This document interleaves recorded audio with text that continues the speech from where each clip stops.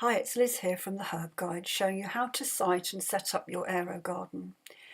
I have a very dark kitchen as it's internal with a window out to my utility area, and that means that there's very little light coming in. There's certainly not enough to grow herbs. It's also very small, so finding some worktop space was a bit of a challenge, but I was determined because I really wanted an Aerogarden. I would have liked to put the Aerogarden in the left corner here, but the electricity supply is to the right of the hob, and that would have meant a trailing wire across the heat, even if I'd fixed the flex under the cupboards. Now don't judge me at this next photo, but on the other side of that cupboard was an area where my Kenwood chef lived, along with an assortment of kitchen towels, tissues and other things with no proper home. It was a bit of a mess, but it was the best place to put my lovely new Aerogarden. There was plenty of clearance under those little shelves when the light needed to be raised, and the electricity supply was near enough. So I reclaimed a corner of my kitchen, rehomed the food mixer and other bits, and doesn't the Aerogarden look lovely there?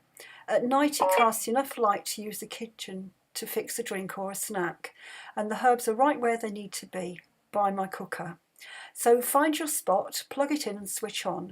You need to consider three things: electricity supply, clearance over 17 inches for the hood to raise, and a place where it can be undisturbed. Now we come to setting up the Aerogarden. The box of herbs that comes with the Harvest 6-pod LED contains Genovese basil, Thai basil, mint, dill, curly parsley and cilantro. That's a perfect combination for culinary use and some medicinal use too. When I opened the box, I found the nutrient was already in there, so you've got everything you need. There's a measuring cup and the plastic domes that you put over the pods until the seeds start to sprout. Take out the pods and arrange them so that the taller growing herbs are at the back and the low growing ones at the front. The information is printed on the cardboard covers, which you leave on. Open the fill hole at the front and fill with water to the top of the post, which you can see on the right. Then add the nutrient. The amount you add will differ according to the size of the Aerogarden and what you're growing, but the details are all printed on the bottle and the green measuring cup is provided inside the kit. Set your lights by pressing the yellow button. You need them on for 18 hours to grow herbs. Don't be tempted to have them on for 24 hours. Your herbs need to have a rest phase, and they do that when it's dark. You wouldn't appreciate your boss expecting you to work for 24 hours a day, and your herbs won't appreciate being asked to grow for 24 hours. So set the timer so the lights come on in the morning and go off at night. You can do that by selecting the 18 hours sometime early, say 6 or 7 o'clock one day, and then it will go off around midnight. Place the plastic domes on top of the cardboard collars. Then that's it, you're done. Now the light is cast around the base of the unit, and so I tend to take advantage of that by putting some cuttings or other plants around it to make use of that perfect growing light.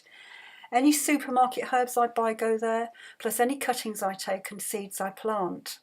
The next photos are after 1 week, look at them sprouting, 2 weeks, the growth is quite amazing, and 3 weeks. I just can't believe how quickly they've grown.